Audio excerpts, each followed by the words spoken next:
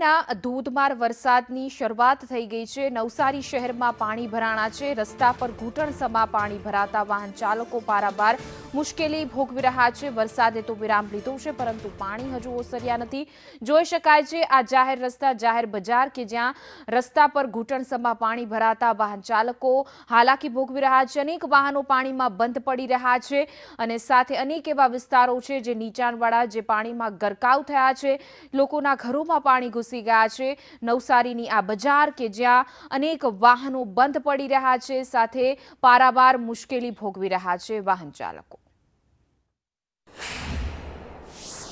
24 કલાકથી જિલ્લા સહિત ઉપરવાસમાં ભારે વરસાદ વરસી રહ્યો છે, જેના પગલે હવે નવસારી શહેરના નીચાણવાળા વિસ્તારો સહિત નદી નાળા બે કાંઠે વહેવા લાગ્યા છે। નવસારી શહેરના આ દ્રશ્યો આપ જોઈ રહ્યા છો, જ્યાં નવસારી શહેરનો મધ્ય વિસ્તાર જે છે, મંકોડિયા સહિતનો વિસ્તાર છે, ચારપુલ વિસ્તાર છે, પ્રજાપતિ આશ્રમ રોડ સહિતનો જે વિસ્તાર છે, ત્યાં રસ્તાઓ ઉપર પાણી ફરી વળ્યા છે।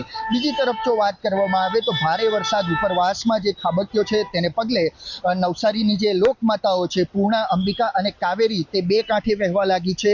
નદીઓમાં નવા નીરની આવક થઈ છે, સાથે જ નદીઓ બે કાંઠે વહેવા લાગતા ચીખલી નજીક આવેલું કાવેરી નદીના કાંઠે આવેલું તડકેશ્વર મહાદેવનું મંદિર જે છે, એ પાણીમાં ગરકાવ થયું છે।